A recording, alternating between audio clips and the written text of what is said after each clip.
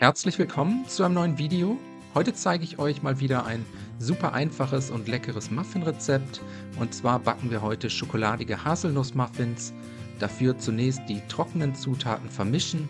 200 Gramm gemahlene Haselnüsse, 150 Gramm Weizenmehl, 100 Gramm Zucker, ein Päckchen Vanillezucker, eine Prise Salz und einen gehäuften Teelöffel Backpulver. Wenn das erledigt ist, kommen die flüssigen Zutaten dazu: 150 Gramm geschmolzene Butter, 3 große Eier und 125 Milliliter Milch dazu gießen. Alle Zutaten anschließend einmal gut miteinander verrühren, bis sich alle Zutaten gleichmäßig verteilt haben. Und zum Schluss kommen dann noch 100 Gramm Schokotropfen oder Schokochunks dazu. Die Schokolade kurz unterheben und so können wir den Teig anschließend weiterverarbeiten. Als erstes ein 12er Muffinblech mit Papierförmchen auskleiden, alternativ gut mit Butter oder Öl einfetten, dann den vorbereiteten Teig auf die 12 Mulden verteilen.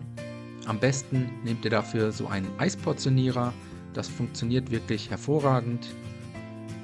Und so gehen die Muffins anschließend in den vorgeheizten Backofen für 20 bis 25 Minuten bei 160 Grad Umluft oder 180 Grad Ober-Unterhitze, bis sie goldbraun und komplett durchgebacken sind. Die fertigen Haselnuss-Schokomuffins aus dem Ofen holen. So sehen die fertigen Muffins dann aus. Jetzt auf einem Gitter etwas abkühlen lassen.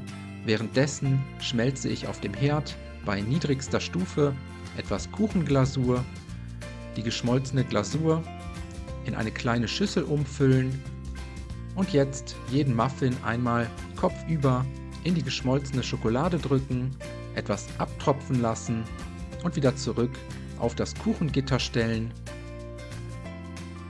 Wenn das erledigt ist, für die Garnitur noch etwas gehackte Haselnüsse auf die Muffins streuen. Und so lassen wir sie jetzt komplett abkühlen, bis die Glasur komplett ausgehärtet ist. Danach könnt ihr die Muffins servieren. Ich hoffe, euch hat das Video gefallen. Ich wünsche euch schon mal einen guten Appetit, viel Spaß beim Nachbacken. Bis zum nächsten Mal.